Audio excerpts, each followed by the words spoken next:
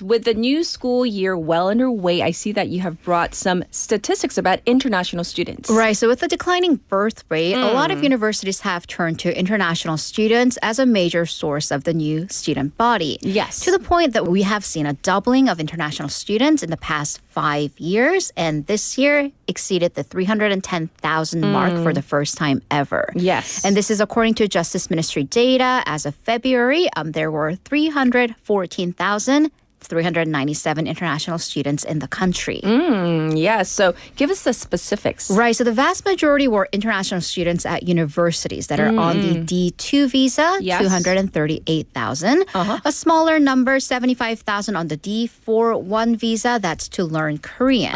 Okay. Even a smaller number, 459 students on the D47 visa. They're here to learn a different foreign language. That's not Korean. That's not Korean. Okay, So it's okay. interesting, but there's only about 460 of them here. Interesting. But this is a huge jump again, doubling by 573,000 at the end of 2020. And we have seen a consistent rise in the past 5 years. Yes. The rate of increase for international students in that period was 15%.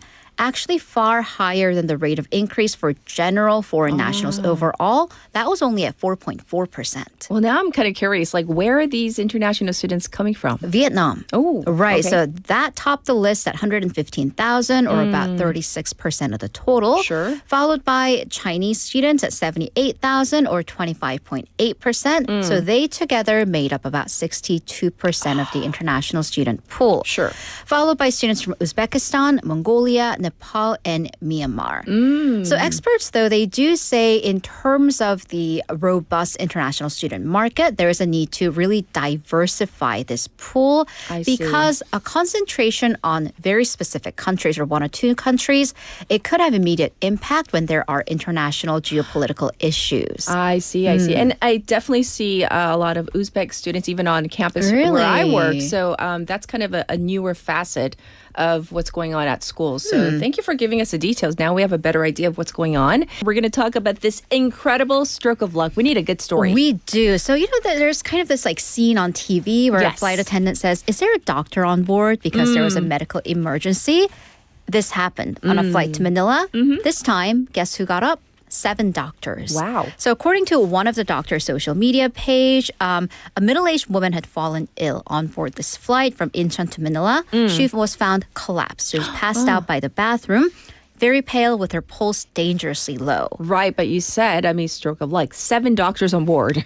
Top family medicine doctors all on their way to the World Organization of Family Doctors, the Wonka Asia Pacific Regional Conference. Conference. And we're talking like top of the field. Professor Kim Jong-hwan at the Gangnam Ulji University Hospital, the chairman of the board of the Korea Academy of Family Medicine, Wow. and the dean of the National Cancer Center Graduate School. So the doctors immediately got up and rushed to help the patient.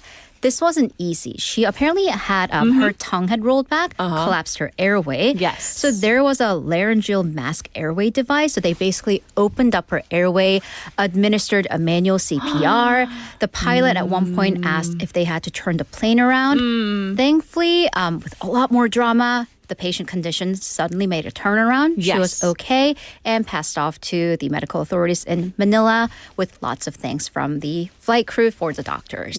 All right, up next, netizens are waggling about this case from a franchise cafe. And there are multiple facets to it, so let's try to break it down. One owner of a franchise cafe is trying to press charges against a former part-time employee for embezzlement and theft.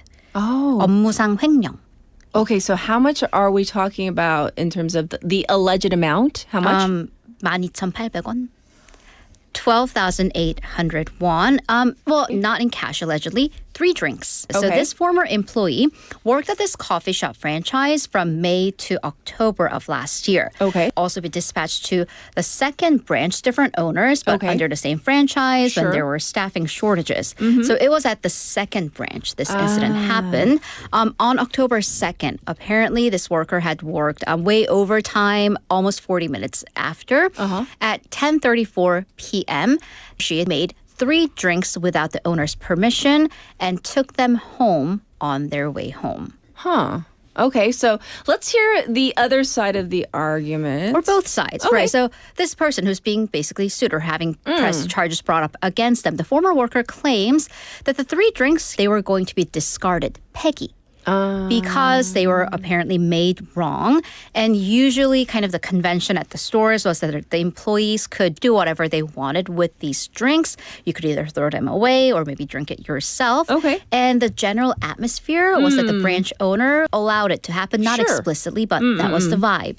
The owner apparently told the employees that they have to pay for the drinks even if they're going to throw them away.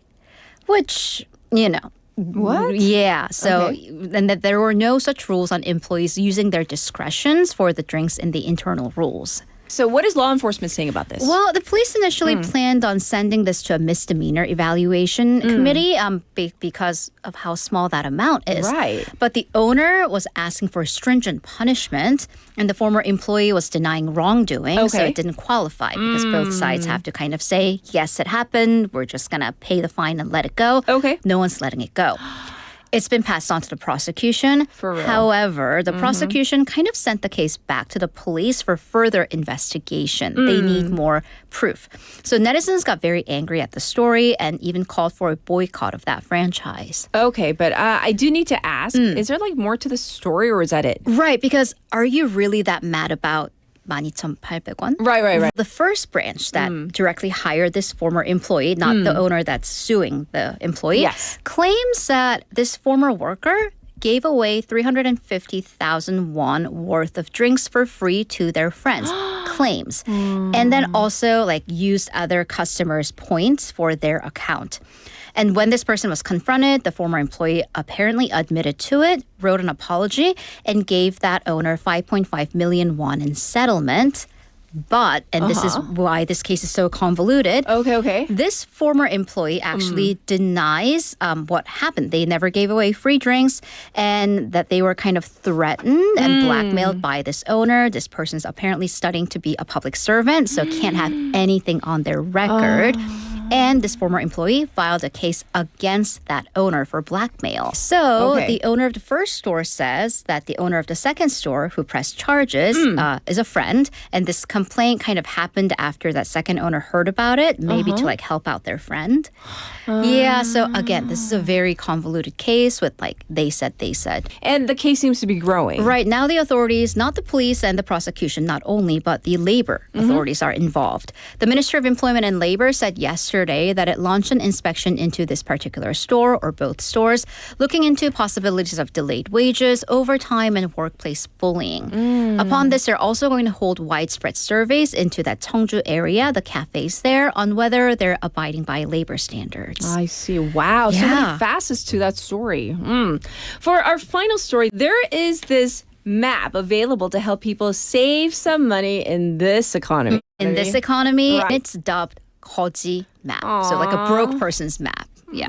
Okay, but let's hear about it. Yes. So more specifically, it's Okay. a collection of affordable restaurants that you can go to should you choose to eat out in this economy. Okay. The eateries that are marked on the map are all mostly under 10,000 won, 10,000 won. And then the map even has like a menu called Hot Deals for discount items and shopping. And users share links for sales and deals both on and offline. This stems from a chat room called 거지방, so like a broke person's open chat. Right. And people would get on, share tips on how to save money, even make decisions. Like when someone's like, oh, should I buy these pair of headphones? And No. they're like, no. And whether a purchase is justified or not. So they're encouraging each other to be frugal, to save money. And there's a similar function on this map. And then people are even trying to save on buy one, get one deals and go halfsies on a 1+1, buy one, get one deal. So the operator of this map, because it's run by one person, it's a Right. free service, but there's like a sponsor this map link. We're not advertising this. But it's in the form of coffee coupons. So it goes to the frugality of it. He or I she's see. not getting paid, but hey, if you want to shoot me some coffee, What an idea, though. feel free. And then this person also says, we don't take sponsorships. This is a stern judgment based on collective intelligence and participation, and posts or suggestions from parties of interest, aka restaurant or cafe owners, will not be permitted. I love the premise. I hope it's real. It's so. 내돈 내산. Definitely. And we'll check in with you tomorrow. Have a great day.